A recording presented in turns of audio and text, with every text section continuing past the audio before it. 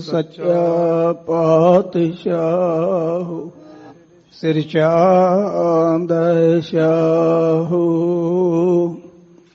ਜਿਸ ਪਾਸ ਬੈਠਿਆ ਸੋਹੀਐ ਸਭਨਾ ਦਾ ਵੇਸਾਹੋ। ਸਤਨਾਮ ਸ੍ਰੀ ਵਾਹਿਗੁਰੂ ਸਾਹਿਬ ਜੀ। ਤਨਾਸਰੀ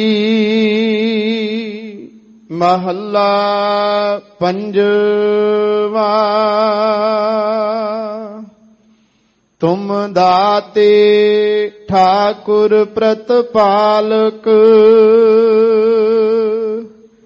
ਨਾਇਕ ਖਸਮ ਹਮਾਰੇ। ਨਿਮਖ ਨਿਮਖ ਤੁਮ ਹੀ ਪ੍ਰਤਪਾਲੋ ਹਮ ਬਾਰਿਕ ਤੁਮਰੇ ਤਾਰੇ। ਤੁਮ ਦਾਤੇ ਠਾਕੁਰ ਪ੍ਰਤਪਾਲਕ ਨਾਇਕ ਖਸਮ ਹਮਾਰੇ। ਨਿਮਖ ਨਿਮਖ ਤੁਮ ਹੀ ਪ੍ਰਤਪਾਲੋ ਹਮ ਬਾਰਿਕ ਤੁਮਰੇ ਤਾਰੇ। ਜਿਹਵਾ ਏਕ ਕਵਨ ਗੁਣ ਕਹੀਐ ਬੇਸੁਮਾਰ ਬੇਅੰਤ ਸੁਆਮੀ। ਤੇਰੋ ਅੰਤ ਨ ਕਿਨਹੀ ਲਹੀਐ ਰਹਾਉ। ਕੋਟ ਪਰਾਧ ਹਮਾਰੇ ਖੰਡੋ ਅਨਕ ਵਿਧੀ ਸਮਝਾਵੋ। ਹਮ ਅਗਿਆਨ ਅਲਪ ਮਤ ਥੋਰੀ ਤੁਮ ਆਪਨ ਬਿਰਦ ਰਖਾਵੋ। ਤੁਮਰੀ ਸਰਣ ਤੁਮਾਰੀ ਆਸਾ ਤੁਮ ਹੀ ਸਜਨ ਸੁਹੇਲੇ। ਰਾਖੋ ਰਾਖਨਹਾਰ ਦਇਆਲਾ ਨਾਨਕ ਘਰ ਕੇ ਗੋਲੇ। ਤੁਮਰੀ ਸਰਣ ਤੁਮਾਰੀ ਆਸਾ ਤੁਮ ਹੀ ਸਜਨ ਸੁਹੇਲੇ। ਰਾਖੋ ਰਾਖਨਹਾਰ ਦਇਆਲਾ ਨਾਨਕ ਘਰ ਕੇ ਗੋਲੇ। ਵਾਹਿਗੁਰੂ ਜੀ ਕਾ ਖਾਲਸਾ ਵਾਹਿਗੁਰੂ ਜੀ ਕੀ ਫਤਿਹ। ਪਰਮ ਸਤਿਕਾਰ ਸਨਮਾਨਯੋਗ ਗੁਰੂ ਕੀ ਸਾਜੀ ਨਿਵਾਜੀ ਸਾਧ ਸੰਗਤ ਜੀ, ਆਪ ਵਡਭਾਗੇ ਹੋ। ਹਰ ਰੋਜ਼ ਦੀ ਤਰ੍ਹਾਂ ਸੱਚਖੰਡ ਸ੍ਰੀ ਹਰਿਮੰਦਰ ਸਾਹਿਬ ਜੀ ਤੋਂ ਪ੍ਰਾਪਤ ਹੋਏ ਸ੍ਰੀ ਮੁਖ ਵਾਕ ਦੀ ਕਥਾ ਵਿਚਾਰ ਸਾਂਝੀ ਕਰਨ ਵਾਸਤੇ ਗੁਰਦੁਆਰਾ ਮੰਜੀ ਸਾਹਿਬ ਦੀਵਾਰ ਹਾਲ ਤਥਾ ਦੇਸ਼ ਵਿਦੇਸ਼ਾਂ ਦੇ ਅੰਦਰ, ਘਰਾਂ ਦੇ ਅੰਦਰ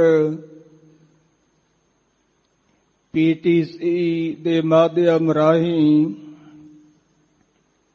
ਸਤਿਗੁਰੂ ਗੁਰੂ ਗ੍ਰੰਥ ਸਾਹਿਬ ਸੱਚੇ ਪਾਤਸ਼ਾਹ ਜੀ ਦੀ ਪਾਵਨ ਹਾਜ਼ਰੀ ਵਿੱਚ ਜੁੜ ਬੈਠੇ ਹੋ। ਜੁਗੋ ਜੁਗ ਅਟਲ ਦੀਨ ਦੁਨੀਆ ਦੇ ਮਾਲਕ, ਹਾਲਤ ਪਾਲਤ ਦੇ ਰਾਖੇ, ਸਾਹਿਬ ਸ੍ਰੀ ਗੁਰੂ ਗ੍ਰੰਥ ਸਾਹਿਬ ਸੱਚੇ ਪਾਤਸ਼ਾਹ ਜੀ ਨੇ ਅੰਮ੍ਰਿਤ ਵੇਲੇ ਸੱਚਖੰਡ ਸ੍ਰੀ ਹਰਿਮੰਦਰ ਸਾਹਿਬ ਜੀ ਵਿਖੇ ਪ੍ਰਕਾਸ਼ਮਾਨ ਹੋ ਕੇ ਅੱਜ ਦਾ ਇਹ ਪਾਵਨ ਸ੍ਰੀ ਮੁਖ ਵਾਕ ਸ਼ਹੀਦਾਂ ਦੇ ਸਿਰਤਾਜ ਬਾਣੀ ਕੇ ਬੋਹਿਤ ਕਲਯੁਗੀ ਜੀਵਾਂ ਦੇ ਉਧਾਰਕ ਸ਼ਾਂਤੀ ਦੇ ਮੁਜੱਸਮੇ ਸਾਹਿਬ ਸ੍ਰੀ ਗੁਰੂ ਅਰਜਨ ਦੇਵ ਸੱਚੇ ਪਾਤਸ਼ਾਹ ਜੀ ਦੀ ਪਾਵਨ ਰਸਨਾ ਦੁਆਰਾ ਸਮੁੱਚੀ ਲੋਕਾਈ ਨੂੰ ਬਖਸ਼ਿਸ਼ ਕੀਤਾ ਹੈ। ਸਤਿਗੁਰੂ ਪਾਤਸ਼ਾਹ ਜੀ ਨੇ ਅੱਜ ਦੇ ਇਸ ਪਾਵਨ ਹੁਕਮ ਅੰਦਰ ਅਕਾਲ ਪੁਰਖ ਵਾਹਿਗੁਰੂ ਦੇ ਚਰਨਾਂ ਵਿੱਚ ਸਨਮੁਖ ਬੇਨਤੀ ਕੀਤੀ ਹੈ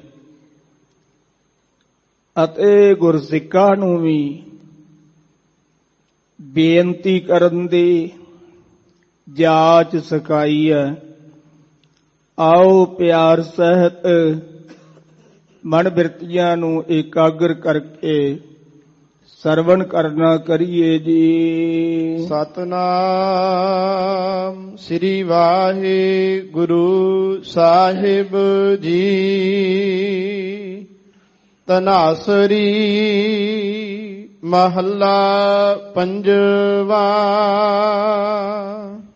ਰਾਗ ਧਨਾਸਰੀ ਵਿੱਚ ਸਤਿਗੁਰੂ ਪੰਜਵੇਂ ਪਾਤਸ਼ਾਹ ਜੀ ਨੇ ਅੱਜ ਦਾ ਇਹ ਪਾਵਨ ਹੁਕਮ ਆਪਾਂ ਨੂੰ ਬਖਸ਼ਿਸ਼ ਕੀਤਾ ਹੈ। ਧਨਾਸਰੀ ਰਾਗਣੀ ਵੀ ਮੰਨੀ ਹੈ ਔਰ ਗੁਰੂ ਗ੍ਰੰਥ ਸਾਹਿਬ ਜੀ ਦੇ ਰਾਗਾਂ ਅਨੁਸਾਰ ਇਹਨੂੰ ਰਾਗ ਵੀ ਕਿਹਾ ਜਾਂਦਾ ਹੈ। ਹਜ਼ੂਰ ਨੇ ਗੁਰਬਾਣੀ ਵਿੱਚ ਇਹਦੀ ਉਦਾਹਰਨ ਵੀ ਦਿੱਤੀ ਹੈ। ਧਨਾਸਰੀ ਧਨਵੰਤੀ ਜਾਣੀਏ ਭਾਈ। ਧਨਾਸਰੀ ਦੇ ਗਾਇਨ ਕਰਨ ਦਾ ਸਮਾਂ 12 ਵਜੇ ਤੋਂ ਲੈ ਕੇ 3 ਵਜੇ ਤੱਕ ਹੈ। ਦਿਨ ਦਾ ਤੀਜਾ ਪਹਿਰ। ਤੋ ਸਤਿਗੁਰੂ ਜੀ ਨੇ ਇਸ ਧਨਾਸਰੀ ਦੇ ਵਿੱਚ ਅੱਜ ਦਾ ਇਹ ਪਾਵਨ ਉਪਦੇਸ਼ ਆਪਾਂ ਨੂੰ ਬਖਸ਼ਿਸ਼ ਕੀਤਾ। ਤੁਮ ਦਾਤੇ ਠਾਕੁਰ ਪ੍ਰਤਪਾਲਕ। ਸੰਗਤ ਜੀ, ਗੁਰੂ ਗ੍ਰੰਥ ਸਾਹਿਬ ਜੀ ਦੇ ਅੰਗ 673 74 ਤੇ ਇਹ ਹੁਕਮ ਸੁਭਾਇਮਾਨ ਹੈ। ਜੋ ਸਤਿਗੁਰੂ ਪੰਜਵੇਂ ਪਾਤਸ਼ਾਹ ਜੀ ਨੇ ਭਾਈ ਗੁਰਦਾਸ ਜੀ ਦੇ ਪਾਸੋਂ ਗੁਰਦੁਆਰਾ ਰਾਮਸਰ ਸਾਹਿਬ ਜੀ ਵਿਖੇ ਪਾਵਨ ਸਰੂਪ ਲਿਖਵਾਇਆ ਸੀ। ਉਸ ਸਰੂਪ ਦੇ ਪੱਤਰੇ ਜਿਹੜੇ ਨੇ ਉਹ 975 ਪੱਤਰੇ ਨੇ ਤੇ 1900 ਤੋਂ ਵੱਧ ਅੰਗ ਨੇ ਉਸ ਪਾਵਨ ਸਰੂਪ ਦੇ। ਡਾਕਟਰ ਜੋਤ ਸਿੰਘ ਜੀ ਨੇ ਜਿੱਥੇ ਸਰੂਪਾਂ ਦੀ ਸਮੀਖਿਆ ਕੀਤੀ ਹੈ, ਉੱਥੇ ਉਹਨਾਂ ਨੇ ਵੱਖ-ਵੱਖ ਸਰੂਪਾਂ ਦੇ ਅੰਗਾਂ ਦਾ ਵੀ ਜ਼ਿਕਰ ਕੀਤਾ ਹੈ। ਪਰ ਗੁਰੂ ਕਾਲ ਦੇ ਵਿੱਚ ਕੋਈ ਵੀ ਸਰੂਪ 1430, ਇਹ ਤਾਂ 1947 ਤੋਂ ਬਾਅਦ ਸੰਗਤ ਜੀ 1430 ਅੰਗ ਦਾ ਸਰੂਪ ਜਿਹੜਾ ਹੈ ਇਹ ਮਸ਼ੀਨੀ ਛਾਪੇ ਦੇ ਵਿੱਚ ਲਿਆਂਦਾ ਗਿਆ ਹੈ। ਔਰ ਪ੍ਰਾਤਨ ਜਿੰਨੇ ਵੀ ਹੱਥ ਲਿਖਤ ਸਰੂਪ ਆਪਾਂ ਨੂੰ ਮਿਲਣਗੇ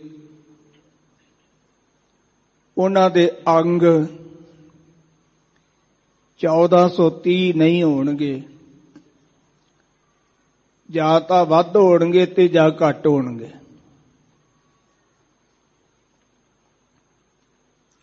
ਕੱਲ ਹਰਿਮੰਦਰ ਸਾਹਿਬ ਜੀ ਦੇ ਅੰਦਰ ਜੋ ਸਤਿਗੁਰਾਂ ਦਾ ਪ੍ਰਕਾਸ਼ ਹੋਇਆ, ਗਿਆਨੀ ਕਰਤਾਰ ਸਿੰਘ ਜੀ ਕਲਾਸਵਾਲੀਏ, ਉਹਨਾਂ ਨੇ ਇਸ ਸਰੂਪ ਦੀ ਸੋਨੇ ਦੀ ਜਿਲਦ ਬਣਵਾਈ। ਬਾਬਾ ਸ਼ਾਮ ਸਿੰਘ ਜੀ ਜਿਨ੍ਹਾਂ ਨੇ 70 ਸਾਲ ਸਰੰਦੇ ਨਾਲ ਕੀਰਤਨ ਕੀਤਾ ਹਰਿਮੰਦਰ ਸਾਹਿਬ ਜੀ ਦੇ ਅੰਦਰ, ਉਹਨਾਂ ਨੂੰ ਬੇਨਤੀ ਕਰਕੇ, ਔਰ ਦਿੱਲੀ ਤੋਂ ਸ਼ਾਹ ਪਰਿਵਾਰ ਉਹਨਾਂ ਨੇ ਇਸ ਸੋਨੇ ਦੀ ਸੇਵਾ ਕੀਤੀ।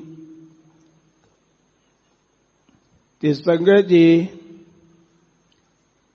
ਉਸ ਸਰੂਪ ਤੇ ਲਿਖਿਆ ਹੈ, ਜਿਹੜੀ ਸੋਨੇ ਦੀ ਜਿਲਦ ਵੱਜੀ ਹੈ ਉਹਦੇ ਉੱਤੇ ਲਿਖਿਆ ਸਰੂਪ ਬਾਬਾ ਦੀਪ ਸਿੰਘ ਜੀ। ਤੇ ਉਸ ਸਰੂਪ ਦੇ ਕੋਈ 1200 ਤੋਂ ਵੱਧ ਅੰਗ ਨੇ। ਇਸ ਤਰ੍ਹਾਂ ਜਿਹੜੇ ਹੱਥ ਲਿਖਤ ਸਰੂਪ ਨੇ ਨਾ, ਉਹਨਾਂ ਦੇ ਅੰਗ ਵੱਧ ਹੁੰਦੇ ਨੇ ਜਾਂ ਘੱਟ ਹੁੰਦੇ ਨੇ। ਇਹ 1430 ਅੰਗ ਵਾਲਾ ਸਰੂਪ ਜਿਹੜਾ ਹੈ, ਇਹ ਭਾਈ ਚਤਰ ਸਿੰਘ ਜੀ, ਭਾਈ ਜੀਵਨ ਸਿੰਘ ਜੀ, ਉਹਨਾਂ ਦੀ ਪ੍ਰੈਸ ਵਿੱਚ ਛਪਿਆ ਹੈ। ਇਸ ਤੋਂ ਪਹਿਲਾਂ ਪੱਥਰ ਦੇ ਛਾਪੇ ਦੇ ਸਰੂਪ ਵੀ ਛਪਦੇ ਰਹੇ, ਮਿਲਦੇ ਵੀ ਨੇ ਕਿਤੇ ਕਿਤੇ। ਤੋ ਸੰਗਤ ਜੀ ਲਾਹੌਰ ਬੁੱਧ ਸਿੰਘ ਦੀ ਪ੍ਰੈਸ ਵਿੱਚ ਸਰੂਪ ਛਪਿਆ ਤੇ ਉਹਦੇ 2600 ਅੰਗ ਸਨ। ਫਿਰ ਦੁਬਾਰਾ ਛਪਿਆ ਤੇ ਉਹਦੇ 1800 ਅੰਗ ਸਨ। ਫਿਰ ਇਹ ਭਾਈ ਚਤਰ ਸਿੰਘ ਤੇ ਭਾਈ ਜੀਵਨ ਸਿੰਘ ਜੀ ਨੇ ਜਿਹੜਾ ਸਰੂਪ ਛਾਪਿਆ, ਉਹਦੇ ਅੰਗ 1430 ਸਨ। ਤੇ ਇਹ ਸਰੂਪ ਅੱਜ ਕੱਲ ਪ੍ਰਚਲਿਤ ਹੈ। ਪਰ ਸੱਚਖੰਡ ਸ੍ਰੀ ਹਰਿਮੰਦਰ ਸਾਹਿਬ ਜੀ ਵਿਖੇ ਅੱਜ ਵੀ ਉਹ ਪੁਰਾਤਨ ਮਰਜ਼ਾਦਾ ਬਹਾਲ ਹੈ। ਹਰਿਮੰਦਰ ਸਾਹਿਬ ਜੀ ਵਿਖੇ ਹੱਥ ਲਿਖਤ ਸਰੂਪ ਦਾ ਹੀ ਪ੍ਰਕਾਸ਼ ਹੁੰਦਾ ਹੈ। ਔਰ ਕਈ ਵੀਰ ਸਵਾਲ ਵੀ ਕਰਦੇ ਨੇ ਕਿ ਹਰਿਮੰਦਰ ਸਾਹਿਬ ਜੀ ਦਾ ਆਇਆ ਹੁਕਮਨਾਮਾ 1430 ਅੰਗ ਵਾਲੇ ਸਰੂਪ ਨਾਲ ਮੇਲ ਨਹੀਂ ਕਰਦਾ। ਇਹ ਅੱਗੇ ਪਿੱਛੇ ਆਉਂਦਾ ਹੈ, ਕਦੀ ਸੱਜੇ ਪੱਤਰੇ ਤੇ, ਕਦੀ ਖੱਬੇ ਪੱਤਰੇ ਤੇ ਵਿਚਕਾਰ ਆਉਂਦਾ ਹੈ। ਉਹਦਾ ਕਾਰਨ ਇਹੀ ਹੈ ਜੀ, ਉਹ ਹੱਥ ਲਿਖਤ ਸਰੂਪ ਹੋਣ ਕਰਕੇ ਉਹਦੇ ਅੰਗ ਵੱਧ ਨੇ। ਹੁਕਮਨਾਮਾ ਉਸੇ ਮਰਜ਼ਾਦਾ ਅਨੁਸਾਰ ਹੀ ਲਿਆ ਜਾਂਦਾ ਹੈ, ਜਿਸ ਤਰ੍ਹਾਂ ਆਪਾਂ 1430 ਅੰਗ ਦਾ ਲੈਨੇ ਹਾਂ, ਪਰ ਅੰਗ ਵੱਧ ਹੋਣ ਕਰਕੇ ਇਹ ਸੰਗਤ ਜੀ ਉਹ ਹੁਕਮਨਾਮਾ ਜਿਹੜਾ ਨਾ, ਉਹ ਜਾਂ ਤਾਂ ਸੱਜੇ ਪਾਸੇ ਪੱਤਰੇ ਦੇ ਵਿਚਕਾਰ ਆ ਜਾਂਦਾ ਹੈ ਜਾਂ ਉਹ ਖੱਬੇ ਪਾਸੇ ਪੱਤਰੇ ਦੇ ਵਿਚਕਾਰ ਆ ਜਾਂਦਾ ਹੈ। ਤੋ ਸਤਿਗੁਰੂ ਪਾਤਸ਼ਾਹ ਜੀ ਨੇ ਇਹ ਜੋ ਅੱਜ ਦਾ ਹੁਕਮ ਆਪਾਂ ਨੂੰ ਬਖਸ਼ਿਸ਼ ਕੀਤਾ ਹੈ, ਇਹ ਗੁਰੂ ਗ੍ਰੰਥ ਸਾਹਿਬ 1430 ਅੰਗ ਵਾਲੇ ਸਰੂਪ ਤੇ 673 ਤੇ 74 ਤੇ ਸੁਭਾਏਮਾਨ ਹੈ। ਧੰਨ ਗੁਰੂ ਅਰਜਨ ਦੇਵ ਸੱਚੇ ਪਾਤਸ਼ਾਹ ਜੀ ਬੇਨਤੀ ਕਰਦੇ ਨੇ, ਤੁਮ ਦਾਤੇ ਠਾਕੁਰ ਪ੍ਰਤਪਾਲਕ। ਮਹਾਰਾਜ ਆਪ ਸਾਰੀ ਸ੍ਰਿਸ਼ਟੀ ਨੂੰ ਸਾਜ ਕੇ ਸਾਰੀ ਸ੍ਰਿਸ਼ਟੀ ਦੇ ਜੀਆਂ ਨੂੰ ਦਾਤਾਂ ਦੇਣ ਵਾਲੇ ਹੋ, ਸਾਡੇ ਮਾਲਕ ਹੋ, ਸਾਰਿਆਂ ਦੀ ਪ੍ਰਤਪਾਲਣਾ ਕਰਨ ਵਾਲੇ ਹੋ। ਜਿਵੇਂ ਹਜ਼ੂਰ ਨੇ ਕਥਨ ਕੀਤਾ ਹੈ, ਸਿਰ ਸਿਰ ਰਿਜਕ ਸੰਭਾਹੇ ਠਾਕੁਰ, ਕਾਹੇ ਮਨ ਭਉ ਕਰਿਆ। ਸੰਗਤ ਜੀ ਸਿਰ ਬਸਿਰ ਵਾਹਿਗੁਰੂ ਸਾਰਿਆਂ ਨੂੰ ਰਿਜਕ ਦੇ ਰਿਹਾ ਹੈ। ਐਸਾ ਕੋਈ ਜੀਵ ਜੰਤੂ ਨਹੀਂ ਜਿਹਨੂੰ ਰਿਜਕ ਨਾ ਮਿਲਦਾ ਹੋ। ਸੈਲ ਪੱਥਰ ਮੈਂ ਜੰਤ ਉਪਾਏ, ਤਾਕਾ ਰਿਜਕ ਆਗੇ ਕਰ ਧਰਿਆ। ਖੁਸ਼ਕ ਪੱਥਰਾਂ ਦੇ ਵਿੱਚ ਜੀਵ ਪੈਦਾ ਕਰਕੇ ਉਹਨਾਂ ਦਾ ਰਿਜਕ ਵੀ ਵਾਹਿਗੁਰੂ ਨੇ ਉਹਨਾਂ ਦੇ ਅੱਗੇ ਰੱਖਿਆ ਹੋਇਆ ਹੈ। ਇਸ ਕਰਕੇ ਹਜ਼ੂਰ ਕਹਿੰਦੇ ਨੇ, ਨਾ ਕਰ ਚਿੰਤ ਚਿੰਤਾ ਹੈ ਕਰਤੇ। ਤੂੰ ਚਿੰਤਾ ਨਾ ਕਰਿਆ ਕਰ ਵੀ ਕਿਵੇਂ ਗੁਜ਼ਾਰਾ ਹੋਵੇਗਾ, ਪਰਿਵਾਰ ਕਿਵੇਂ ਪਲੇਗਾ। ਸਤਿਗੁਰੂ ਜੀ ਕਹਿੰਦੇ ਇਹ ਤਾਂ ਉਸ ਕਰਤੇ ਨੂੰ ਚਿੰਤਾ ਹੈ ਜਿਹਨੇ ਇਹਨਾਂ ਜੀਵਾਂ ਨੂੰ ਬਾਤ ਲੋਕ ਵਿੱਚ ਭੇਜਿਆ ਹੈ। ਇਹ ਸਾਰੀ ਚਿੰਤਾ ਉਹਨੂੰ ਹੈ ਤੇ ਤੂੰ ਉਹਦਾ ਚਿੰਤਨ ਕਰਿਆ ਕਰ। ਤੈਨੂੰ ਚਿੰਤਾ ਕਰਨ ਦੀ ਲੋੜ ਨਹੀਂ, ਤੂੰ ਵਾਹਿਗੁਰੂ ਨੂੰ ਚੇਤੇ ਕਰਿਆ ਕਰ। ਉਹ ਸਾਰਿਆਂ ਦੀ ਪਾਲਣਾ ਕਰਨ ਵਾਲਾ ਹੈ। ਤੁਮ ਦਾਤੇ ਠਾਕੁਰ ਪ੍ਰਤਪਾਲਕ। ਮਹਾਰਾਜ ਤੁਸੀਂ ਸਾਡੇ ਦਾਤੇ ਹੋ, ਸਾਨੂੰ ਦਾਤਾਂ ਦੇਣ ਵਾਲੇ ਹੋ। ਦੇਂਦਾ ਦੇ, ਲੈਂਦੇ ਤੱਕ ਪਾਹੇ। ਦਾਤਾਂ ਦੇਣ ਵਾਲਾ ਦਾਤਾਰ ਪਿਤਾ ਵਾਹਿਗੁਰੂ ਦਾਤਾਂ ਦੇ ਹੀ ਜਾਂਦਾ ਹੈ।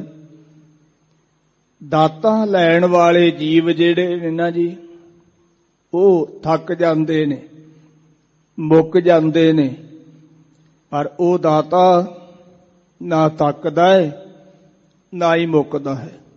ਉਹ ਦਾਤਾ ਦੇ ਹੀ ਜਾਂਦਾ ਹੈ। ਇਸ ਕਰਕੇ ਹਜ਼ੂਰ ਕਹਿੰਦੇ ਤੁਸੀਂ ਸਾਡੇ ਮਾਲਕ ਹੋ ਤੇ ਆਪ ਸਾਰਿਆਂ ਦੀ ਹੀ ਪ੍ਰਤਪਾਲਣਾ ਕਰਦੇ ਹੋ। ਇਸੇ ਕਰਕੇ ਹੀ ਭਗਤ ਧੰਨਾ ਜੀ ਨੇ ਰਾਗ ਆਸਾ ਵਿੱਚ ਜ਼ਿਕਰ ਕੀਤਾ, ਪਾਖਣ ਕੀਟ ਗੁਪਤ ਹੋਏ ਰਹਤਾ, ਤਾਚੋ ਮਾਰਗ ਨਾਹੀ। ਕਹੇ ਧੰਨਾ ਪੂਰਨ ਤਾਹੂ ਕੋ, ਮਤ ਰੇ ਜੀ ਡਰਾਹੀ। ਭਗਤ ਧੰਨਾ ਜੀ ਕਹਿੰਦੇ ਨੇ, ਪਾਖਣ ਕਹਿੰਦੇ ਨੇ ਪੱਥਰ ਨੂੰ। ਪੱਥਰ ਦੇ ਵਿੱਚ ਜੀਵ ਹੈ, ਪਰ ਉਹ ਪੱਥਰ ਦੇ ਵਿੱਚ ਕੋਈ ਛੇਕ ਨਹੀਂ। ਚਾਰ ਚੁਫੇਰਿਓਂ ਪੱਤਰ ਜਿਹੜਾ ਗੋਲ ਹੈ, ਤਾਂ ਜੋ ਮਾਰਗ ਨਹੀਂ, ਉਹਦੇ ਵਿੱਚ ਕੋਈ ਮਾਰਗ ਨਹੀਂ, ਕੋਈ ਰਸਤਾ ਨਹੀਂ, ਕੋਈ ਛੇਕ ਨਹੀਂ। ਤੇ ਭਗਤ ਜੀ ਕਹਿੰਦੇ ਨੇ, ਕਹੈ ਧਰਨਾ ਪੂਰਨ ਤਾਹੂ ਕੋ। ਉਹ ਵਾਹਿਗੁਰੂ ਪਰਿਪੂਰਨ ਪਰਮਾਤਮਾ ਪੂਰਨ ਹੈ, ਸਮਰੱਥ ਹੈ। ਕਾਹੇ ਜੀ ਡਰਾਹੀ, ਤੂੰ ਆਪਣੇ ਮਨ ਕਰਕੇ ਕਿਉਂ ਡਰੀ ਜਾਣਾ ਹੈ ਵੀ ਕਿਵੇਂ ਝਟ ਲੰਘੇਗਾ, ਕਿਵੇਂ ਗੁਜ਼ਾਰਾ ਹੋਵੇਗਾ। ਸਤਿਗੁਰੂ ਜੀ ਕਹਿੰਦੇ, ਨਹੀਂ, ਜਿਹਨੇ ਸਾਰੀ ਸ੍ਰਿਸ਼ਟੀ ਪੈਦਾ ਕੀਤੀ ਹੈ ਨਾ, ਇਹ ਸਾਰੀ ਚਿੰਤਾ ਭਾਈ ਉਹਨੂੰ ਹੈ, ਉਸ ਵਾਹਿਗੁਰੂ ਨੂੰ ਚਿੰਤਾ ਹੈ। ਜਦੋਂ ਤੋਂ ਵਾਹਿਗੁਰੂ ਨੇ ਸ੍ਰਿਸ਼ਟੀ ਬਣਾਈ ਹੈ, ਉਦੋਂ ਤੋਂ ਹੀ ਸੰਗਤ ਜੀ ਉਹ ਸਾਰੀ ਸ੍ਰਿਸ਼ਟੀ ਨੂੰ, ਸਾਰੇ ਜੀ ਜਨਤਾ ਨੂੰ ਸਿਰ ਬਸਿਰ ਰਿਜ਼ਕ ਦੇ ਰਿਹਾ ਹੈ। ਇਹ ਸਤਿਗੁਰੂ ਜੀ ਕਹਿੰਦੇ, ਤੁਸੀਂ ਸਾਡੇ ਦਾਤੇ ਹੋ, ਸਾਡੇ ਮਾਲਕ ਹੋ, ਸਾਡੀ ਪਾਲਣਾ ਕਰਨ ਵਾਲੇ ਹੋ। ਦੱਦਾ ਦਾਤਾ ਏਕ ਹੈ। ਸੰਗਤ ਜੀ, ਦਾਤਾ ਦੇਣ ਵਾਲਾ ਵਾਹਿਗੁਰੂ ਇੱਕ ਹੈ, ਤੇ ਸਾਨੂੰ ਫਿਰ ਉਹਦੇ ਅੱਗੋਂ ਹੀ ਮੰਗਣਾ ਚਾਹੀਦਾ। ਜਿਵੇਂ ਹਜੂਰ ਨੇ ਜ਼ਿਕਰ ਕੀਤਾ, ਮੰਗਦੇ ਤਾਂ ਸਾਰੇ ਉਹਦੇ ਅੱਗੇ ਹੀ ਹੈ, ਪਰ ਕਈ ਦਾਤਾਂ ਜਿਹੜੀਆਂ ਅਸੀਂ ਮੰਗਦੇ ਨਹੀਂ, ਤੇ ਵਾਹਿਗੁਰੂ ਸਾਨੂੰ ਬਗੈਰ ਮੰਗਿਆਂ ਤੋਂ ਦੇਈ ਜਾਂਦਾ ਹੈ, ਤੇ ਕੁਝ ਕੁ ਦਾਤਾਂ ਅਸੀਂ ਮੰਗ ਕੇ ਵੀ ਲੈਂਦੇ ਹਾਂ। ਸਤਿਗੁਰੂ ਜੀ ਕਹਿੰਦੇ, ਵਾਹਿਗੁਰੂ ਤੁਸੀਂ ਸਮਰੱਥ ਹੋ, ਦਾਤੇ ਹੋ, ਸਾਡੇ ਮਾਲਕ ਹੋ, ਸਾਰੇ ਜੀਆਂ ਦੀ ਪਾਲਣਾ ਕਰਨ ਵਾਲੇ ਹੋ। ਨਾਇਕ ਖਸਮ ਹਮਾਰੇ, ਮਹਾਰਾਜ ਆਪ ਨਾਇਕ ਸਭ ਤੋਂ ਵੱਡੇ ਹੋ। ਨਾਇਕ ਆਪ ਜੀ ਪ੍ਰੇਰਕ ਹੋ। ਮਹਾਰਾਜ ਸਾਡੇ ਮਾਰਗ ਨੂੰ ਆਪ ਸਿੱਧੇ ਰਸਤੇ ਪਾਉਂਦੇ ਹੋ। ਸਾਡੇ ਮਾਲਕ ਹੋ ਮਹਾਰਾਜ ਆਪ ਜੀ। ਨਿਮਖ ਨਿਮਖ ਤੁਮ ਹੀ ਪ੍ਰਤਪਾਲੋ। ਸੱਚੇ ਪਾਤਸ਼ਾਹ ਜੀ ਨਿਮਖ ਨਿਮਖ ਕਾਲ ਵਿੱਚ ਆਪ ਜੀ ਸਾਡੀ ਪਾਲਣਾ ਕਰਦੇ ਹੋ। ਸੰਗਤ ਜੀ, ਜਿਵੇਂ ਮਾਤਾ ਆਪਣੇ ਬੱਚੇ ਦੀ ਨਿਮਕ ਨਿਮਕ ਕਾਲ ਵਿੱਚ ਪਾਲਣਾ ਕਰਦੀ ਹੈ ਨਾ, ਇਸੇ ਤਰ੍ਹਾਂ ਪਰਮੇਸ਼ਰ ਵੀ ਨਿਮਕ ਨਿਮਕ ਥੋੜੇ ਥੋੜੇ ਸਮੇਂ ਦੇ ਵਿੱਚ ਸਾਰੀ ਸ੍ਰਿਸ਼ਟੀ ਦੀ ਪਾਲਣਾ ਕਰਦਾ ਹੈ। ਜਿਵੇਂ ਹਜੂਰ ਨੇ ਫਰਮਾਇਆ ਹੈ, ਅੰਤਰ ਬਾਹਰ ਮੁਖ ਦੇ ਗਰਾਸ, ਖਿਨ ਖਿਨ ਪੋਚਾਰ। ਮਾਂ ਅੰਦਰ ਜਾਂਦੀ ਹੈ, ਬਾਹਰ ਆਉਂਦੀ ਹੈ, ਥੋੜੇ ਥੋੜੇ ਸਮੇਂ ਦੇ ਵਿੱਚ ਉਹ ਬੱਚੇ ਦੇ ਮੁੱਖ ਵਿੱਚ ਕੁਛ ਨਾ ਕੁਛ ਪਾਉਂਦੀ ਰਹਿੰਦੀ ਹੈ। ਇਸੇ ਤਰ੍ਹਾਂ ਹੀ ਸੰਗਤ ਜੀ ਵਾਹਿਗੁਰੂ ਪਰਮੇਸ਼ਰ ਨਿਮਕ ਨਿਮਕ ਥੋੜੇ ਥੋੜੇ ਸਮੇਂ ਦੇ ਵਿੱਚ ਸਾਡੀ ਪਾਲਣਾ ਕਰਦੇ ਰਹਿੰਦੇ ਨੇ। ਹਮ ਬਾਰਿਕ ਤੁਮਰੇ ਧਾਰੇ। ਮਹਾਰਾਜ ਅਸੀਂ ਤਮਾਮ ਤੁਹਾਡੇ ਬੱਚੇ ਹਾਂ। ਧਾਰੇ ਦਾ ਅਰਥ ਪੈਦਾ ਕੀਤੇ ਹੋਏ, ਧਾਰੇ ਦਾ ਅਰਥ ਆਸਰਾ। ਮਹਾਰਾਜ ਤੁਹਾਡੇ ਪੈਦਾ ਕੀਤੇ ਹੋਏ ਹਾਂ ਤੇ ਤੁਹਾਡੇ ਹੀ ਆਸਰੇ ਹਾਂ, ਤੇ ਆਪ ਹੀ ਸਾਡੀ ਪਾਲਣਾ ਕਰਨ ਵਾਲੇ ਹੋ। ਜਿਹਵਾ ਏਕ ਕਵਨ ਗੁਣ ਕਹੀਐ। ਹੇ ਅਕਾਲ ਪੁਰਖ ਜੀ, ਸਾਡੀ ਜ਼ਬਾਨ ਇੱਕ ਹੈ। ਇੱਕ ਜ਼ਬਾਨ ਕਰਕੇ ਕਵਨ ਗੁਣ ਕਹੀਏ, ਆਪ ਜੀ ਦੇ ਕਿਹੜੇ ਗੁਣ ਕਥਨ ਕਰੀਏ। ਹਮਰੀ ਜਿਹਬਾ ਏਕ ਪ੍ਰਭ, ਹਰ ਕੇ ਗੁਣ ਅਗਮ ਆਤਾ। ਸਾਡੀ ਜ਼ਬਾਨ ਇੱਕ ਹੈ, ਪਰ ਵਾਹਿਗੁਰੂ ਦੇ ਗੁਣ ਸੰਗਤ ਜੀ ਅਥਾਹ ਨੇ। ਵਾਹਿਗੁਰੂ ਦੇ ਗੁਣਾਂ ਦਾ ਅੰਤ ਨਹੀਂ ਪਾਇਆ ਜਾ ਸਕਦਾ। ਪਰਮੇਸ਼ਰ ਨੇ ਸਾਡੇ ਤੇ ਕਿਤਨੇ ਪਰਉਪਕਾਰ ਕੀਤੇ ਨੇ, ਅਸੀਂ ਗਿਣਤੀ ਨਹੀਂ ਕਰ ਸਕਦੇ। ਅਸੀਂ ਇੱਕ ਜ਼ਬਾਨ ਕਰਕੇ ਉਹਦੇ ਗੁਣਾਂ ਦਾ ਵਰਣਨ ਨਹੀਂ ਕਰ ਸਕਦੇ। ਸੰਗਤ ਜੀ, ਸ਼ੇਸ਼ਨਾਗ ਜਿਹਦੀ 1000 ਜ਼ਬਾਨ ਹੈ, ਉਹ ਨਿਤ ਤੋਂ ਨਿਤ ਨਵਾਂ ਨਾਮ ਲੈ ਕੇ ਪੁਕਾਰਦਾ ਹੈ, ਤੇ ਅੱਜ ਤੀਕਰ ਉਹ ਅੰਤ ਨਹੀਂ ਪਾ ਸਕਿਆ। ਤੇ ਸਾਡੀ ਇੱਕ ਜ਼ਬਾਨ ਉਹਦੇ ਕਿਹੜੇ ਕਿਹੜੇ ਗੁਣਾਂ ਦਾ ਵਰਣਨ ਕਰ ਸਕਦੀ ਹੈ? ਉਹਦੇ ਗੁਣ ਤਾਂ ਬੇਅੰਤ ਨੇ, ਉਹਦੇ ਗੁਣਾਂ ਦਾ ਵਰਣਨ ਨਹੀਂ ਕੀਤਾ ਜਾ ਸਕਦਾ। ਬੇਸ਼ੁਮਾਰ ਬੇਅੰਤ ਸੁਆਮੀ, ਸੱਚੇ ਪਾਤਸ਼ਾਹ ਜੀ ਆਪ ਬੇਸ਼ੁਮਾਰ, ਗਿਣਤੀ ਤੋਂ ਰਹਿਤ ਹੋ। ਹੇ ਮਾਲਕ, ਆਪ ਅੰਤ ਤੋਂ ਰਹਿਤ ਹੋ।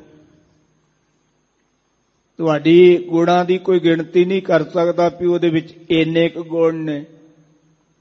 ਤੁਹਾਡਾ ਕੋਈ ਅੰਤ ਵੀ ਨਹੀਂ ਪਾ ਸਕਦਾ। ਅੰਤ ਕੋ ਚਾਹਣ ਜੋ ਗਏ ਸੇ ਆਏ ਅੰਤ ਗਵਾਏ। ਜਿਹੜੇ ਅੰਤ ਪਾਉਣ ਵਾਲੇ ਪਾਸੇ ਤੁਰੇ ਸੀ ਨਾ ਜੀ, ਉਹਨਾਂ ਦਾ ਆਪਣਾ ਅੰਤ ਹੋ ਗਿਆ, ਪਰ ਉਹ ਵਾਹਿਗੁਰੂ ਦਾ ਅੰਤ ਨਹੀਂ ਪਾ ਸਕੇ। ਇਸ ਕਰਕੇ ਹਜ਼ੂਰ ਕਹਿੰਦੇ ਨੇ, ਮਹਾਰਾਜ ਆਪ ਜੀ ਅਣਗਿਣਤ ਹੋ, ਬੇਅੰਤ ਹੋ, ਅੰਤ ਤੋਂ ਰਹਿਤ ਹੋ ਮਾਲਕ ਜੀ। ਤੇਰੋ ਅੰਤ ਨ ਕਿਨਹੀ ਲਹੀਐ। ਮਹਾਰਾਜ ਤੁਹਾਡਾ ਅੰਤ ਅੱਜ ਤੱਕ ਕਿਸੇ ਨੇ ਨਹੀਂ ਲਿਆ। ਅੱਜ ਤੱਕ ਤੁਹਾਡਾ ਅੰਤ ਕਿਸੇ ਨੇ ਪਾਇਆ ਨਹੀਂ। ਵੀ ਆਪ ਕਿੱਡੇ ਕੁ ਵੱਡੇ ਹੋ, ਆਪ ਜੀ ਕੋਲ ਕਿੰਨੇ ਕੁ ਗੁਣ ਨੇ, ਕੋਈ ਪਾ ਹੀ ਨਹੀਂ ਸਕਦਾ ਆਪ ਜੀ ਦੇ ਅੰਤ ਨੂੰ। ਆਪ ਜੀ ਬੇਅੰਤ ਹੋ ਸਕਦਾ ਕੋਈ ਸੰਸਾਰ ਨੂੰ ਮਾਪ ਲਵੇ, ਪਰ ਵਾਹਿਗੁਰੂ ਮਾਪਿਆ ਨਹੀਂ ਜਾ ਸਕਦਾ। ਸੰਗਤ ਜੀ, ਉਹ ਬੇਅੰਤ ਹੈ, ਬੇਸ਼ੁਮਾਰ ਹੈ। ਰਹਾਉ ਵਿਸਰਾਮ ਦੇ ਕੇ ਹਜ਼ੂਰ ਫਰਮਾਉਂਦੇ ਨੇ ਹੋ। ਤੇ ਮਹਾਰਾਜ ਆਪ ਸਾਨੂੰ ਅਨੇਕਾਂ ਤਰੀਕਿਆਂ ਦੇ ਨਾਲ ਸਮਝਾਉਣਾ ਵੀ ਕਰੋ।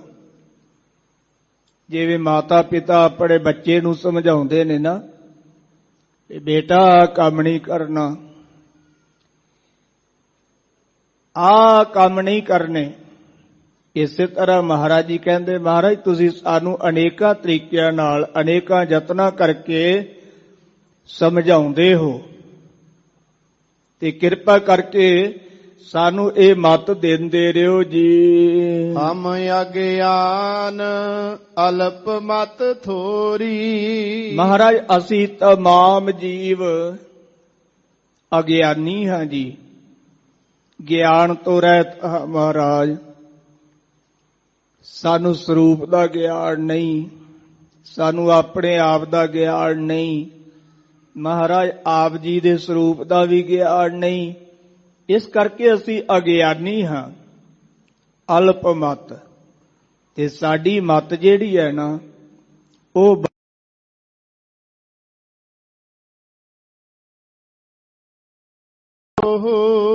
ਮਹਾਰਾਜ ਸਾਡੀ ਮਤ, ਸਾਡੀ ਅਕਲ, ਸਾਡੀ ਬੁੱਧ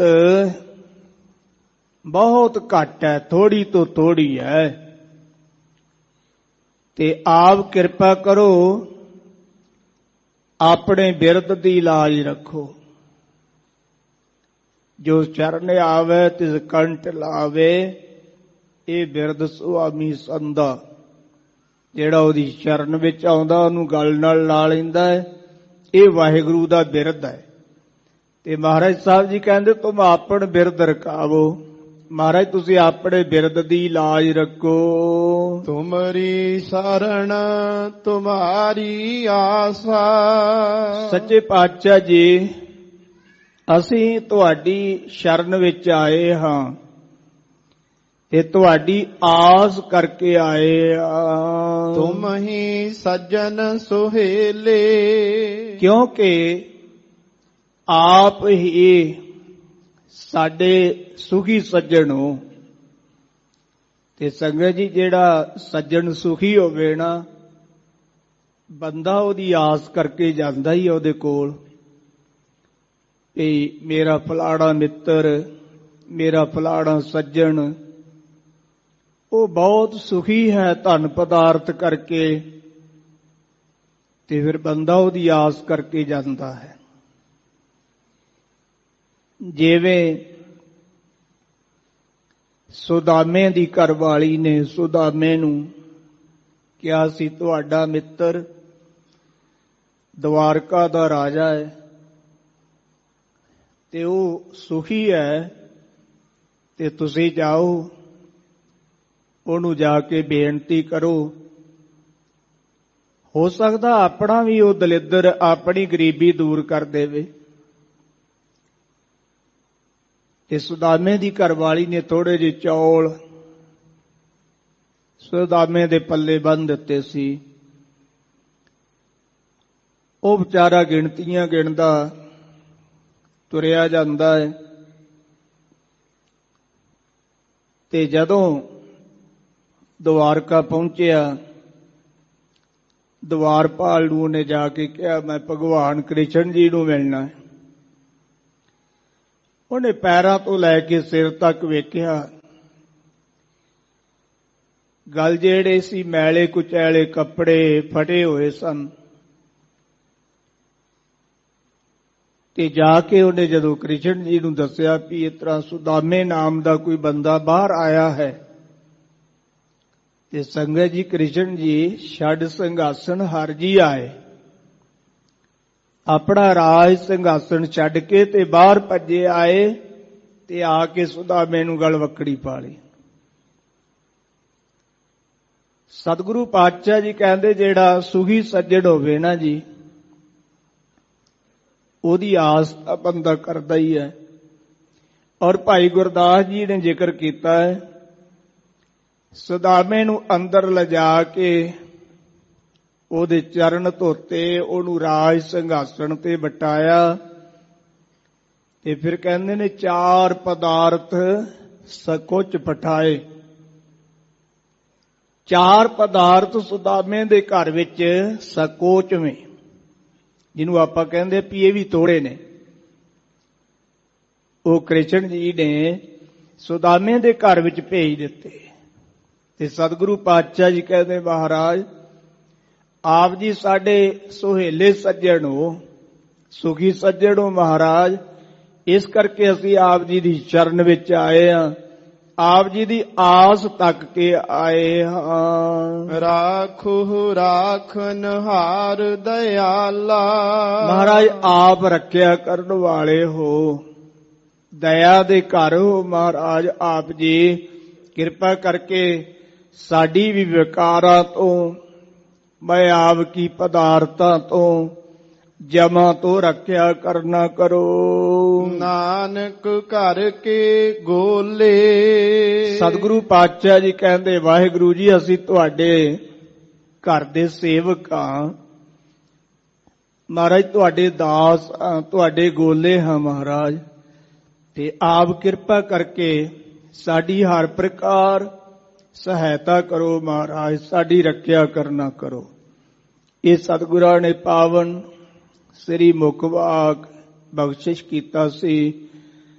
ਚੱਲ ਰਹੀ ਲੜੀਵਾਰ ਕਥਾ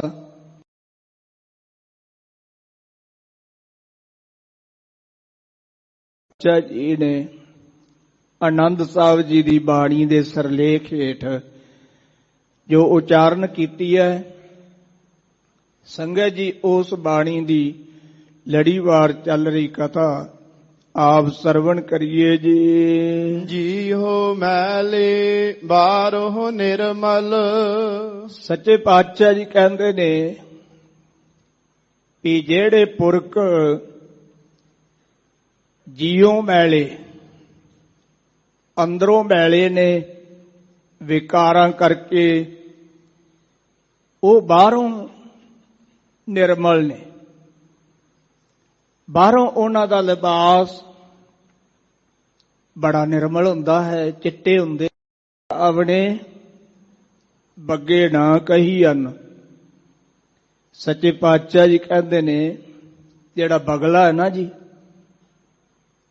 ਉਹ ਵੀ ਬਾਹਰੋਂ ਬੜਾ ਨਿਰਮਲ ਹੈ, ਬਾਹਰੋਂ ਪਵਿੱਤਰ ਹੈ, ਪਰ ਅੰਦਰੋਂ ਮੈਲਾ ਹੈ,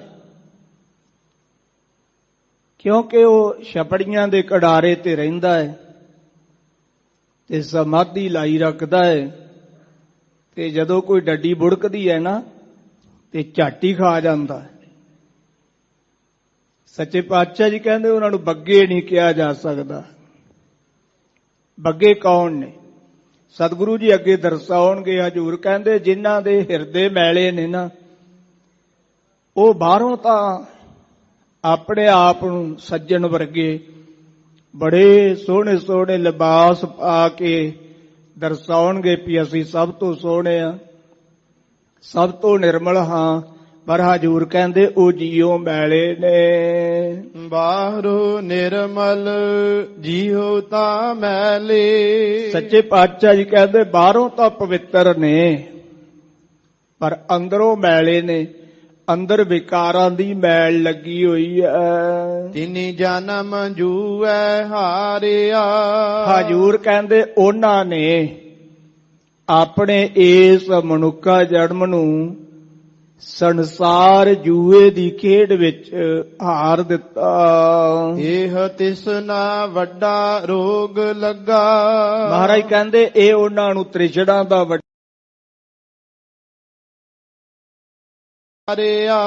ਉਹਨਾਂ ਨੇ ਮੌਤ ਜਿਹੜੀ ਹੈ ਨਾ, ਇਹ ਮਨ ਕਰਕੇ ਵਿਸਾਰ ਹੀ ਦਿੱਤੀ ਹੈ ਵੀ ਅਸੀਂ ਤਾਂ ਮਰਨਾ ਹੀ ਨਹੀਂ, ਅਸੀਂ ਤਾਂ ਮਰਨਾ ਹੀ ਨਹੀਂਗਾ। ਤੇ ਉਹਨਾਂ ਦੇ ਅੰਦਰ ਤ੍ਰਿਸ਼ਨਾ ਇੰਨੀ ਕੁ ਪ੍ਰਬਲ ਹੈ ਕਿ ਉਹ ਤ੍ਰਿਸ਼ਨਾ ਕਰਕੇ ਅੰਦਰੋਂ ਮੈਲੇ ਨੇ। ਸਤਿਗੁਰੂ ਪਾਤਸ਼ਾਹ ਜੀ ਨੇ ਜ਼ਿਕਰ ਕੀਤਾ ਜਨਮ ਜਨਮ ਕੀ ਇਸ ਮਨ ਕੋ ਮਲ ਲਾਗੀ।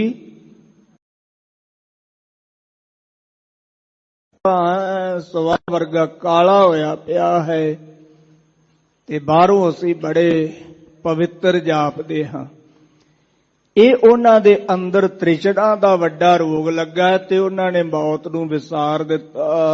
ਵੇਦਾ ਮਹਿ ਨਾਮ ਉੱਤਮ ਸੋ ਸੁਣੈ ਨਾਹੀ। ਹਜ਼ੂਰ ਕਹਿੰਦੇ ਵੇਦਾਂ ਦੇ ਵਿੱਚ ਨਾਮ ਉੱਤਮ ਹੈ, ਪਰ ਉਹ ਸੁਣਦੇ ਨਹੀਂ। ਵੇਦਾਂ ਵਿੱਚ ਆਏ ਹੋਏ ਨਾਮ ਨੂੰ ਉਹ ਪੜ੍ਹਦੇ ਨਹੀਂ, ਜਪਦੇ ਨਹੀਂ, ਸੁਣਦੇ ਨਹੀਂ। ਫਿਰ ਹੈ ਜਿਉਂ ਬੇਤਾਲਿਆ।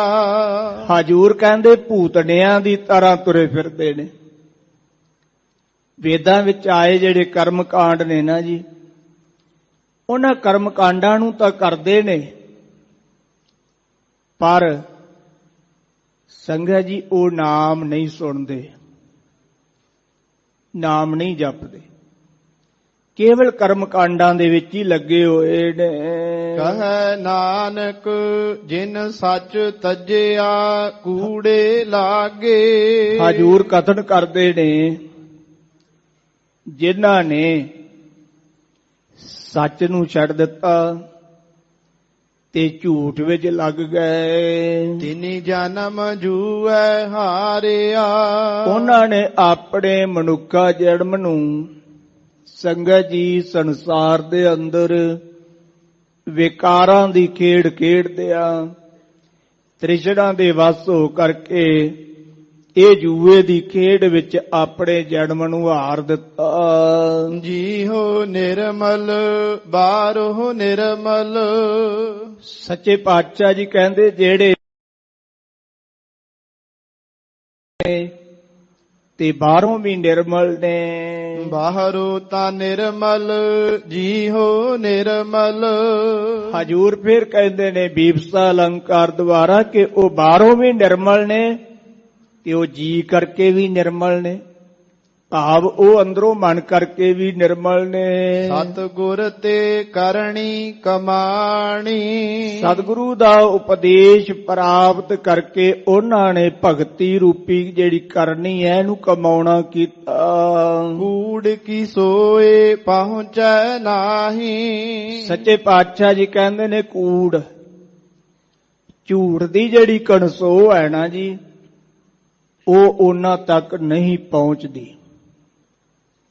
ਭਾਵ ਉਹ ਝੂਠੀ ਸੋਭਾ ਨੂੰ ਨਹੀਂ ਚਾਹੁੰਦੇ। ਮਨਸਾ ਸੱਚ ਸਮਾਣੀ। ਸੰਗਤ ਜੀ, ਉਹਨਾਂ ਦੀ ਮਨਸਾ ਜਿਹੜੀ ਹੈ ਨਾ, ਉਹ ਸੱਚੇ ਵਾਹਿਗੁਰੂ ਦੇ ਵਿੱਚ ਸਮਾਈ ਹੋਈ ਹੈ, ਲੈ ਹੋਈ ਹੈ। ਜਨਮ ਰਤਨ ਜਿਨੀ ਖਟਿਆ। ਜਿਨ੍ਹਾਂ ਨੇ ਇਸ ਜਨਮ ਰੂਪੀ ਰਤਨ ਨੂੰ ਖੱਟ ਲਿਆ।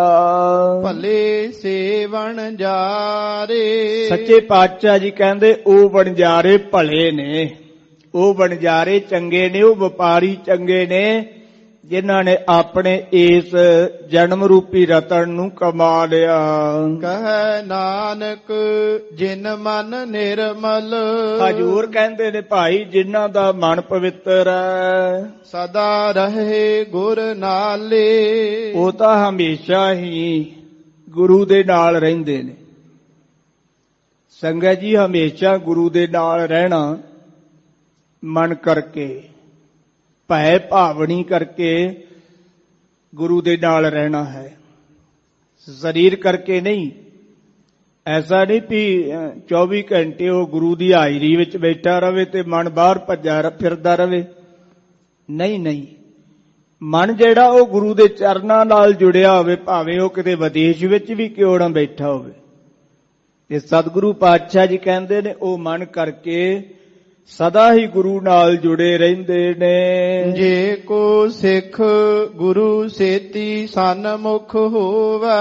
ਜੇ ਕੋਈ ਸਿੱਖ ਗੁਰੂ ਦੇ ਸਨਮੁਖ ਹੋਣਾ ਚਾਹਵੇ, ਹੋਵੇ ਤਾਂ ਸਨਮੁਖ ਸਿੱਖ ਕੋਈ। ਸੱਚੇ ਪਾਤਸ਼ਾਹ ਜੀ ਕਹਿੰਦੇ ਨੇ ਕੋਈ ਸਿੱਖ ਗੁਰੂ ਦੇ ਸਨਮੁਖ ਹੋਵੇ, ਜੀਉ ਰਹਿ ਗੁਰ ਨਾਲੇ। ਮਹਾਰਾਜ ਉਹਦੀ ਨਿਸ਼ਾਨੀ ਕੀ ਹੈ?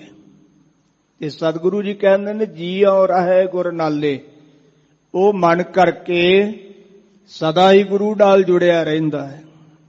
ਉਹਦੇ ਮਨ ਅੰਦਰ ਸਦਾ ਹੀ ਗੁਰੂ ਦਾ ਭੈ ਵਸਿਆ ਰਹਿੰਦਾ ਹੈ। ਗੁਰ ਕੇ ਚਾਰਣ ਹਿਰਦੈ ਧਿਆਏ। ਗੁਰੂ ਦੇ ਉਪਦੇਸ਼ ਰੂਪੀ ਚਰਨਾਂ ਨੂੰ ਉਹ ਆਪਣੇ ਹਿਰਦੇ ਵਿੱਚ, ਮਨ ਵਿੱਚ ਧਿਆਉਂਦਾ। ਅੰਤਰ ਆਤਮੈ ਸਮਾਲੇ। ਅਤੇ ਆਪਣੇ ਆਤਮੇ, ਮਨ ਅੰਤਰ, ਅੰਤਰ ਦਾ ਅਰਥ ਹੈ ਵਿੱਚ, ਆਤਮੇ ਦਾ ਅਰਥ ਹੈ ਮਨ। ਮਨ ਵਿੱਚ ਵਾਹਿਗੁਰੂ ਨੂੰ ਅਥਵਾ ਗੁਰੂ ਦੇ ਗੁਣਾਂ ਨੂੰ ਸੰਭਾਲਦਾ ਹੈ। ਆਪ ਛੱਡ ਸਦਾ ਰਹਿ ਪਰਣੈ। ਸੰਗਤ ਜੀ, ਉਹ ਗੁਰੂ ਕਾ ਸਿੱਖ ਆਪਾ ਭਾਵ ਨੂੰ ਤਿਆਗ ਦਿੰਦਾ ਹੈ।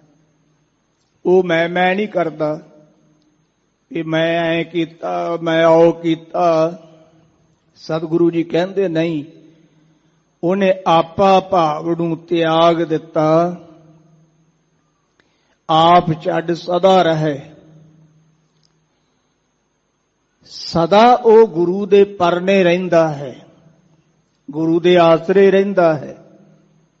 ਆਪਾ ਭਾਵ ਨੂੰ ਤਿਆਗ ਕੇ ਉਹ ਸਦਾ ਗੁਰੂ ਨਾਲ ਜੁੜਿਆ ਰਹਿੰਦਾ। ਗੁਰ ਬਿਨ ਆਵਰ ਨ ਜਾਣੈ ਕੋਏ। ਤੇ ਗੁਰੂ ਸਾਹਿਬ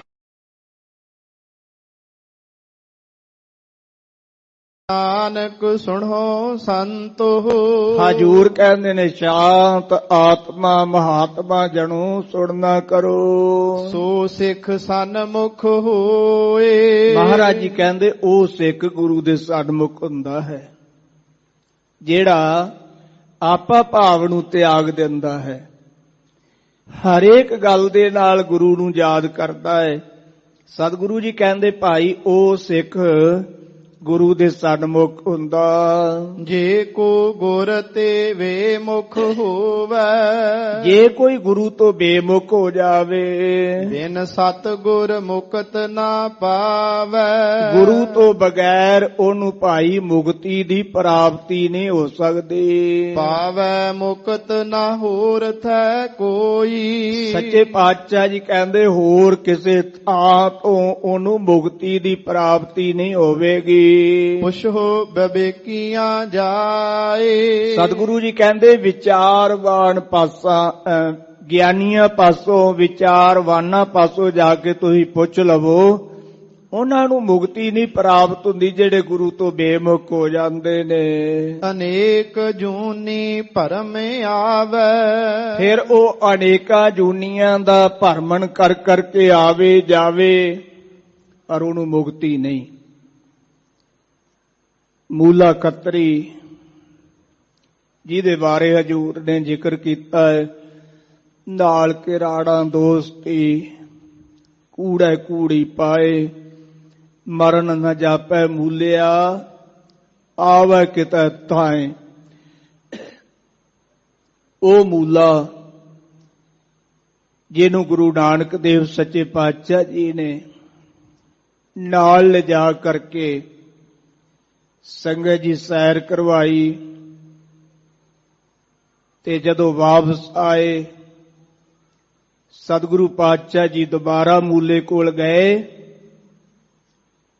ਤੇ ਮੂਲੇ ਦੀ ਘਰਵਾਲੀ ਕਹਿਣ ਲੱਗੀ, ਵੇਖੋ ਸੁਆਮੀ ਜੀ, ਇਹ ਮਹਾਤਮਾ ਤੁਹਾਨੂੰ ਅੱਗੇ ਲੈ ਗਿਆ ਤੇ ਕਿੰਨਾ ਚਿਰ ਤੁਹਾਨੂੰ ਘਰ ਨਹੀਂ ਆਉਣ ਦਿੱਤਾ,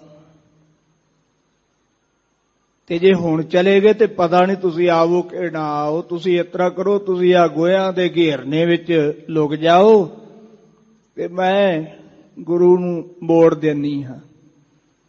ਬਾਹਰ ਗਈ, ਜਾ ਕੇ ਬੂਹਾ ਖੋਲਿਆ, ਮਹਾਰਾਜ ਜੀ ਕਹਿਣ ਲੱਗੇ, ਮੂਲਾ ਕਿੱਥੇ ਬੀਬੀ?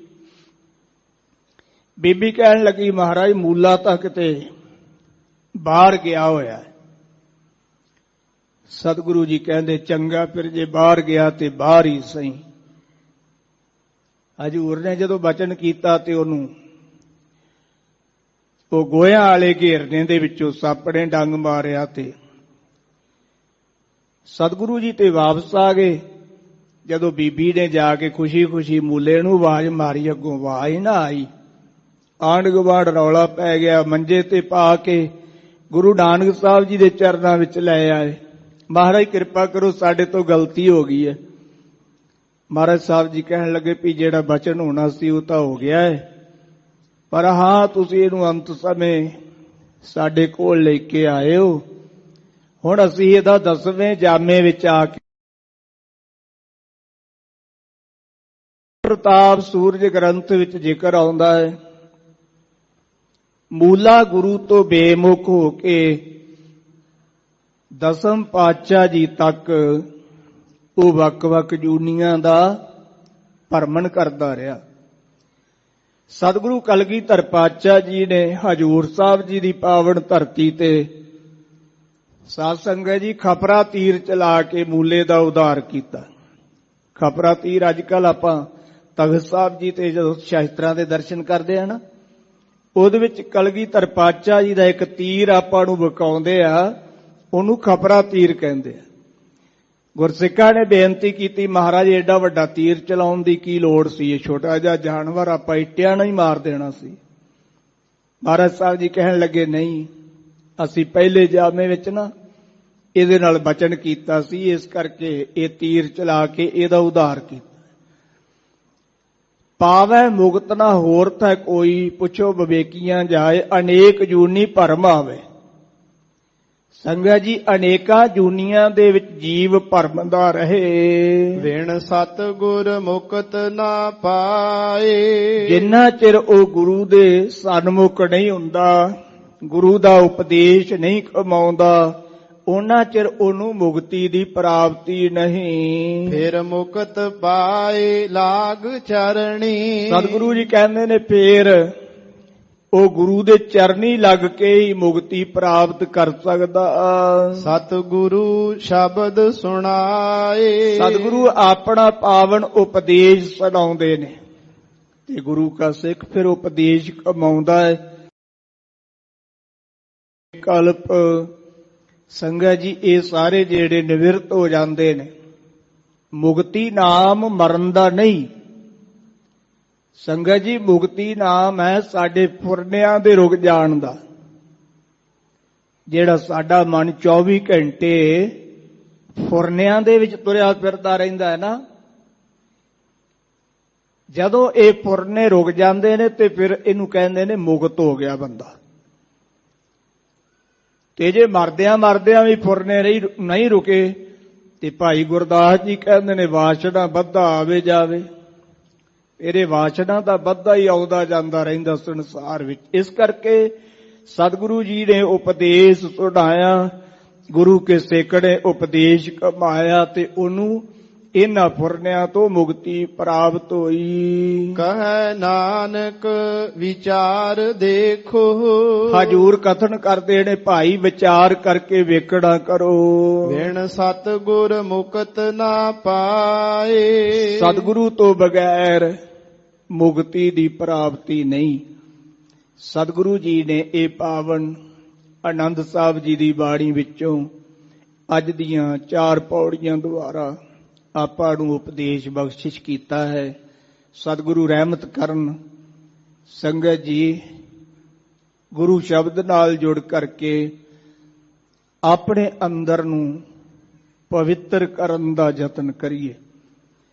ਕਿਉਂਕਿ ਸਾਡਾ ਜਿਹੜਾ ਬਾਹਰ ਹੈ ਨਾ, ਬਾਹਰੀ ਸਰੀਰ, ਇਹ ਤਾਂ ਆਪਾਂ ਤਰ੍ਹਾਂ ਤਰ੍ਹਾਂ ਦੇ ਸਾਬਣ ਲਾ ਕੇ ਤੇ ਧੋ ਲੈਨੇ ਆ, ਇਹਦੀ ਮੈਲ ਲੱਥ ਜਾਂਦੀ ਹੈ। ਪਰ ਹੁਣ ਸਾਡੇ ਅੰਦਰ ਜਿਹੜਾ ਮੈਲ ਲੱਗੀ ਉਹ ਸਾਬਣ ਨਾਲ ਨਹੀਂ ਲੈਣੀ। ਸਤਿਗੁਰੂ ਜੀ ਕਹਿੰਦੇ ਨੇ ਭਰੀਏ ਹੱਥ ਪੈਰ ਧਨ ਦੇਹ, ਪਾਣੀ ਧੋਤਾ ਉਤਰ ਸੁਖੇ। ਭਰੀਏ ਮਤ ਪਾਪਾਂਗੇ ਸੰਗ, ਉਹ ਧੋਪਾ ਨਾਲ ਹੀ ਸਾਡੇ ਅੰਦਰ ਦੀ ਮੈਲ ਲੱਥਣੀ ਹੈ। ਤੇ ਗੁਰੂ ਕਿਰਪਾ ਕਰੇ ਅੰਦਰ ਦੀ ਮੈਲ ਗੁਰੂ ਸ਼ਬਦ ਨਾਲ ਜੁੜ ਕੇ ਜ਼ਰੂਰ ਲਾਉਣ ਦਾ ਯਤਨ ਕਰੀਏ। ਸਤਿਗੁਰੂ ਜੀ ਦਾ ਕੁਟਾਣ ਕੋਟ ਸ਼ੁਕਰ। ਆਪ ਸੰਗਤਾਂ ਦਾ ਬਹੁਤ ਬਹੁਤ ਧੰਨਵਾਦ ਹੈ ਜੀ। ਫੇਰ ਮੁਕਤ ਪਾਏ ਲਾਗ ਚਰਣੀ, ਸਤਿਗੁਰੂ ਸ਼ਬਦ ਵਿਚਾਰ ਦੇਖੋ। ਵਿਣ ਸਤਿਗੁਰ ਮੁਕਤ ਨਾ ਪਾਏ। ਵਾਹਿਗੁਰੂ ਜੀ ਕਾ ਖਾਲਸਾ, ਵਾਹਿਗੁਰੂ ਜੀ ਕੀ ਫਤਿਹ।